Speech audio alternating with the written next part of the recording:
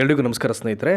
ರಾಜ್ಯ ಸರ್ಕಾರಿ ನೌಕರರ ಗಮನಕ್ಕೆ ಒಂದು ಭಾಳ ಪ್ರಮುಖವಾದಂಥ ಅಪ್ಡೇಟ್ ಬರ್ತಾ ಇರುವಂಥದ್ದು ನೋಡಿ. ಸೆಂಟ್ರಲೈಸ್ಡ್ ಪೇಮೆಂಟ್ ಸಿಸ್ಟಮ್ ಅಂತ ಅಂದ್ಬಿಟ್ಟು ಈ ಸ್ಟೇಟ್ ಗೌರ್ಮೆಂಟ್ ಎಂಪ್ಲಾಯೀಸ್ಗೆ ಏನಕ್ಕೆ ಈ ಕೇಂದ್ರೀಕೃತ ವೇತನ ಪಾವತಿ ವ್ಯವಸ್ಥೆಯನ್ನು ಜಾರಿಗೆ ಮಾಡ್ತಾಯಿದ್ದಾರೆ ಅಂತಂದರೆ ದ ರೀಸನ್ ಬಿಹೈಂಡ್ ವೇತನ ಪಾವತಿ ಮಾಡಬೇಕಾದಂಥ ವಿಚಾರದಲ್ಲಿ ವಿಳಂಬ ಆಗ್ತಾ ಇರುವಂಥದ್ದು, ಅಂದರೆ ಸಕಾಲಕ್ಕೆ ಸರಿಯಾಗಿ ಪೇಮೆಂಟ್ ಆಗ್ತಾ ಇರುವಂಥದ್ದು, ಇವೆಲ್ಲವನ್ನು ತಪ್ಪಿಸ್ಲಿಕ್ಕೇ ಅವಾಯ್ಡ್ ಮಾಡಲಿಕ್ಕೇ ಈ ಒಂದು ಸೆಂಟ್ರಲೈಸ್ಡ್ ಪೇಮೆಂಟ್ ಸಿಸ್ಟಮ್ ಸ್ಕೀಮನ್ನು ಈಗ ಸ್ಟೇಟ್ ಗೌರ್ಮೆಂಟ್ ಅವರು ಜಾರಿಗೆ ತರ್ತಾ ಇದ್ದಾರೆ. ಭಾಳ ಪ್ರಮುಖವಾದ ವಿಷಯಗಳನ್ನು ಇಲ್ಲಿ ಉಲ್ಲೇಖ ಮಾಡಿದ್ರೆ ದಯಮಾಡಿ ಎಲ್ಲವನ್ನು ನೋಡಿ. ಈಗ ಆಲ್ಮೋಸ್ಟ್ ಮೊದಲನೇ ಹಂತದಲ್ಲಿ ಕೆಲವೊಂದು ಡಿಪಾರ್ಟ್ಮೆಂಟ್ಸ್ಗೆ ಇದನ್ನು ಎಕ್ಸ್ಪೆರಿಮೆಂಟ್ ಮಾಡಿ ಈಗ ಸಕ್ಸಸ್ ಆಗಿದ್ದಾರೆ. ಉಳಿದಂಥ ದಿನಗಳಲ್ಲಿ ಮೇ ಬಿ ಅದು ಎಲ್ಲ ಇಲಾಖೆಗೂ ಎಕ್ಸ್ಟೆಂಡ್ ಆಗ್ಬೋದು. ಎಲ್ಲದರ ವಿಷಯಗಳ ಕುರಿತಾಗೆ ಇಲ್ಲಿ ಮಾಹಿತಿ ಇದೆ. ಲೆಟ್ಸ್ ಸಿ ಒಂದು ಕಡೆಯಿಂದ ನೋಡೋಣ. ಈಗ ರಾಜ್ಯ ಸರ್ಕಾರಿ ನೌಕರಿಗೆ ಗುಡ್ ನ್ಯೂಸ್ ಅಂತ ಇದೆ. ಕೇಂದ್ರೀಕೃತ ವೇತನ ಪಾವತಿ ವ್ಯವಸ್ಥೆ ಇದನ್ನು ಜಾರಿ ಮಾಡಲಿಕ್ಕೆ ಈಗ ಸರ್ಕಾರ ಒಂದು ಸುತ್ತೋಲೆಯನ್ನು ಅಥವಾ ಒಂದು ಪ್ರಕಟಣೆಯನ್ನು ನೀಡಿರುವಂಥದ್ದು. ನೋಡೋಣ ಏನಿದೆ ಅಂತಂದ್ಬಿಟ್ಟು. ಈಗ ರಾಜ್ಯ ಸರ್ಕಾರಿ ನೌಕರರು ಹಾಗೂ ಅಧಿಕಾರಿಗಳ ಮಾಸಿಕ ವೇತನವನ್ನು ಯಾವುದೇ ವಿಳಂಬವಿಲ್ಲದೆ ನಿಗದಿತ ಸಮಯಕ್ಕೆ ಪಾವತಿ ಮಾಡ್ತಕ್ಕಂಥ ಉದ್ದೇಶದಿಂದ ಖಜಾನೆ ಇಲಾಖೆಯು centralised salary payment system that is ಕೇಂದ್ರೀಕೃತ ವೇತನ ಪಾವತಿ ಈ ಒಂದು ವ್ಯವಸ್ಥೆಯನ್ನು ಈಗ ಜಾರಿಗೆ ಮಾಡಿರುವಂಥದ್ದು. ರಾಜ್ಯ ಕೇಂದ್ರೀಯ ಪಾವತಿ ಖಜಾನೆಯ ಮೂಲಕ ವೇತನ ವಿತರಿಸುವ ಈ ಹೊಸ ಯೋಜನೆಯನ್ನು ಇದೀಗ ಜುಲೈ 2026ರಿಂದ ಮತ್ತಷ್ಟು ಪ್ರಮುಖ ಇಲಾಖೆಗಳಿಗೆ ಅದನ್ನು ಎಕ್ಸ್ಟೆಂಡ್ ಮಾಡಲಿಕ್ಕೆ ಈಗ ಸರ್ಕಾರಗಳು ತೀರ್ಮಾನವನ್ನು ಮಾಡಿದವು. ಹಾಗಾದರೆ ಇದುವರೆಗೂ ಯಾವ್ಯಾವ ಇಲಾಖೆಗಳಿಗೆ ಇದನ್ನು ಪ್ರಯೋಗವನ್ನು ಮಾಡಿದರು ಅದನ್ನು ಕೊಟ್ಟಿದ್ದಾರೆ. ಹೇಳ್ತೀನಿ ನಾನೀಗ. ಜೂನ್ನಲ್ಲಿ ಫಸ್ಟ್ ಇವರು ಎಕ್ಸ್ಪೆರಿಮೆಂಟ್ ಮಾಡಿದ್ದಾರೆ. ಯಾವ್ಯಾವ ಇಲಾಖೆ ಅಂತಂದರೆ ನೋಡಿ, ಅದನ್ನು ಹೇಳಿದರೆ ಇಲ್ಲಿ ಜೂನ್ನಲ್ಲಿ ಪ್ರಯೋಗಾತ್ಮಕವಾಗಿ ಯಶಸ್ವಿಯಾಗಿದೆ ಅಂತ. ಈ ಹೊಸ ಕೇಂದ್ರೀಕೃತ ವ್ಯವಸ್ಥೆಯನ್ನು ಜೂನ್ 2026ರ ಮಾಹೆಯಲ್ಲಿ ಪ್ರಯೋಗಾತ್ಮಕವಾಗಿ ಜಾರಿಗೆ ತರಲಾಗಿದ್ದು. ಫಸ್ಟ್ ಸ್ಟೇಜಲ್ಲಿ ಒಂದು ಖಜಾನೆ ಇಲಾಖೆ ಆಗಿರ್ಬೋದು, ವಾಣಿಜ್ಯ ತೆರಿಗೆ ಇಲಾಖೆ ಹಾಗೂ ರಾಜ್ಯ ಲೆಕ್ಕಪತ್ರಗಳ ಇಲಾಖೆ ಅಂತ ನೋಡಿ 3 ಡಿಪಾರ್ಟ್ಮೆಂಟ್ಸ್ ಇದೆ. ಒಂದು ಖಜಾನೆ ಇಲಾಖೆ, ಇನ್ನೊಂದು ಕಮರ್ಷಿಯಲ್ ಟ್ಯಾಕ್ಸ್ ಡಿಪಾರ್ಟ್ಮೆಂಟು ಮತ್ತು ರಾಜ್ಯ ಲೆಕ್ಕಪತ್ರ ಇಲಾಖೆಗಳ ಅಧಿಕಾರಿಗಳು ಮತ್ತು ನೌಕರರ ವೇತನವನ್ನು ಯಶಸ್ವಿಯಾಗಿ ಮತ್ತು ಸುಸೂತ್ರವಾಗಿ ನಿಗದಿತ ಸಮಯದೊಳಗೆ ಪಾವತಿಸಲಾಗಿತ್ತು.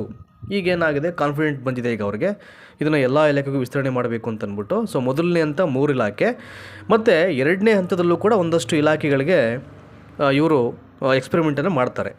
ಆರ್ಥಿಕ ಇಲಾಖೆಯ ಅಪಾರ ಮುಖ್ಯ ಕಾರ್ಯದರ್ಶಿಗಳ ಅಧ್ಯಕ್ಷತೆಯಲ್ಲಿ ನಡೆದಂಥ ಸಭೆಯ ತೀರ್ಮಾನದಂತೆ ಜುಲೈ 2026ರಿಂದ ಜಾರಿಗೆ ಬರುವಂತೆ ದ್ವಿತೀಯ ಹಂತದಲ್ಲಿ ಕೆಳಗಿನ 3 ಇಲಾಖೆಗಳ ನೌಕರರ ಮಾಸಿಕ ವೇತನವನ್ನು ರಾಜ್ಯ ಕೇಂದ್ರೀಯ ಪಾವತಿ ಖಜಾನೆ ಮೂಲಕವೇ ಪಾವತಿ ಮಾಡಲಿಕ್ಕೆ ನಿರ್ಧಾರ ಮಾಡಲಾಗಿದೆ. ಯಾವುದು ಸಿಸ್ಟಮ್ ಯೂಸ್ ಮಾಡ್ತಿರುವಂಥದ್ದು ದಟ್ ಈಸ್ ರಾಜ್ಯ ಕೇಂದ್ರೀಯ ಪಾವತಿ ಖಜಾನೆ ಅಂತ. ಇದರ ಮೂಲ ಉದ್ದೇಶ ಎಲ್ಲಿಂದ ಇವರು ಮಾಡ್ತಿದ್ದಾರೆ ಅಂತಂದರೆ ಸೆಂಟ್ರಲೈಸ್ಡ್ ಸ್ಯಾಲ್ರಿ ಪೇಮೆಂಟ್ ಸಿಸ್ಟಮ್ ಅಂತ. ಅದನ್ನು ಇಲ್ಲಿಗೆ ಇದನ್ನು ಇನ್ಫ್ಲೂಯೆನ್ಸ್ ಪಡ್ಕೊಂಡು ರಾಜ್ಯ ಕೇಂದ್ರೀಯ ಪಾವತಿ ಖಜಾನೆ ಮುಖಾಂತರವಾಗಿ ಎಲ್ಲ ಎಂಪ್ಲಾಯೀಸ್ಗೂ ಯಾವುದೇ ವಿಳಂಬವಿಲ್ಲದೇ ಈಗ ಮಾಡಲಿಕ್ಕೆ ಇದರ ಉದ್ದೇಶವನ್ನು ಇಲ್ಲಿ ನೀಡಲಾಗಿದೆ ಅಂತ ನೋಡಿ. ಯಾವುದು ಎರಡನೇ ಹಂತದಲ್ಲಿ ಅಂತಂದರೆ ಮೊದಲಿನಿಂದ ಬಂದು ದಟ್ ಈಸ್ ಅಬಕಾರಿ ಇಲಾಖೆ, ಇನ್ನೊಂದು ಸಾರಿಗೆ ಇಲಾಖೆ, ಇನ್ನೊಂದು ಸಹಕಾರ ಸಂಘಗಳ ಲೆಕ್ಕ ಪರಿಶೋಧನಾ ಇಲಾಖೆ ಅಂತಂದ್ಬಿಟ್ಟು ಈ 3 ಇಲಾಖೆಗಳಿಗೆ. ಇನ್ನು ಮುಂದುವರೆದಂತೆ ಇಲ್ಲಿ ಗಮನಿಸಿ ಅಂತ ಹೇಳಿ ಒಂದು ಇನ್ಫಾರ್ಮೇಷನ್ ಪ್ರೊವೈಡ್ ಮಾಡಿದರೆ ಇಲ್ಲಿ ಏನಪ್ಪ ಅಂತಂದರೆ ಅದು ಸಂಬಂಧಪಟ್ಟ ಇಲಾಖೆ ನೌಕರರು ಮತ್ತು ಅಧಿಕಾರಿಗಳು HRMS 2 ಹಾಗೂ ಖಜಾನೆ 2ರಲ್ಲಿ ನಿಯಮಾನುಸಾರ ವೇಳಾಪಟ್ಟಿಯನ್ನು ಅನುಸರಿಸಲು ಆಯುಕ್ತರು ಸೂಚನೆ ನೀಡಿದ್ದಾರೆ ಅಂತಿದೆ. ಅದು ಬಿಡಿಯೋದು. ಇಲ್ಲಿ ನೋಡೋಣ. ಈಗ ನಾನು ಇದುವರೆಗೂ ಏನು ಹೇಳಿದೆ ನಿಮಗೆ, ಏನು ಈಗ ರಾಜ್ಯ ಸರ್ಕಾರಿ ನೌಕರಿಗೆ ವೇತನ ವಿಳಂಬ ಡಿಲೇ ಆಗ್ತಾ ಇರತಕ್ಕಂಥ ಹಿನ್ನೆಲೆಯಲ್ಲಿ ಆನ್ ಟೈಮ್ಗೆ ಸಕಾಲಕ್ಕೆ ಅಥವಾ ನಿಗದಿತ ಸಮಯಕ್ಕೆ ಏನು ಆ ಪೇಮೆಂಟನ್ನು ಮಾಡಬೇಕು ಅಂತ ಹೇಳಿದೆ.